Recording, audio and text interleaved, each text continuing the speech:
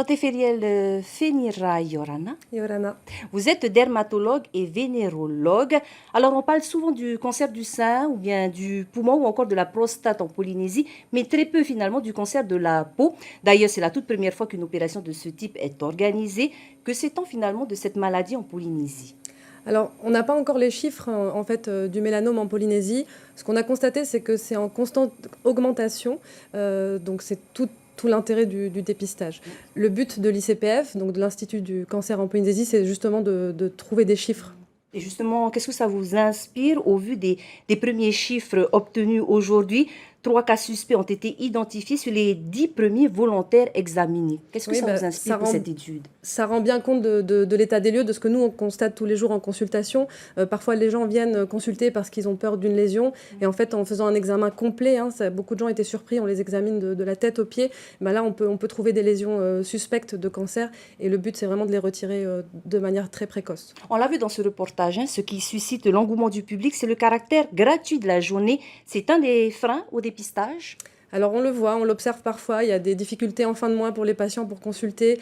Alors on trouve toujours un moyen de pouvoir voir les personnes. Il faut savoir qu'à l'hôpital, il y a toujours possibilité de consulter, on prend en charge les patients qui sont RST, enfin, il y a toujours possibilité de consulter. Mais c'est vrai que le dépistage, ça encourage les gens plus facilement de venir voir. Il y avait environ 8 patients sur 10 qui n'étaient jamais allés voir un dermatologue. Donc, il y a vraiment un vrai, réel intérêt au dépistage. Il y a des facteurs plus à risque en Polynésie que par rapport à d'autres régions?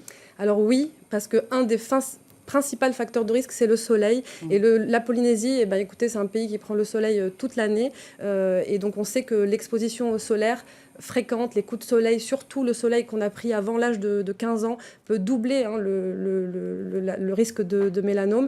Et puis, beaucoup d'activités en plein air. Donc, il faut juste savoir et être au courant de ces risques-là. Le cancer de la peau, c'est un des cancers les plus virulents, mais qui, si il est traité rapidement, peut se soigner. Oui, tout à fait, c'est exactement ça. Donc, il faut connaître les signes d'alerte pour justement le retirer à temps. Donc, nous, on rappelle un peu les règles. C'est souvent une nouvelle tache qui apparaît sur la peau et on parle des critères A, B, C, D, E. Donc, ce serait une tache qui est asymétrique. B pour les bords irréguliers. C, c'est qu'elle a souvent différentes couleurs. D, c'est un diamètre qui est de plus de 6 mm. Et E, un des plus importants, c'est l'évolution. C'est le fait qu'en quelques semaines, quelques mois, cette lésion change. Nous-mêmes à la maison. Alors, c'est le but de faire de la prévention, d'expliquer aux gens de se connaître, de connaître leur peau. C'est aussi notre métier de examiner, d'alerter et de revoir les patients. Alors, cette journée porte ouverte, finalement, a eu du succès. Il y a même des personnes qui n'ont pas pu être prises.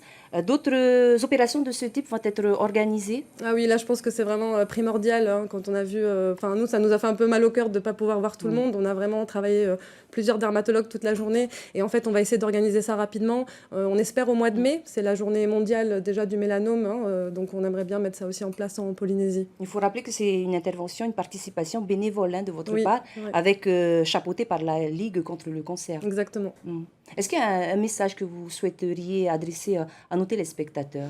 J'aimerais leur dire qu'il ne faut pas avoir peur de venir nous voir, qu'on est vraiment là pour beaucoup rassurer. La plupart des gens, on les a quand même plutôt rassurés. Et puis leur donner des explications s'ils ont des questions et de ne pas avoir peur de venir nous voir.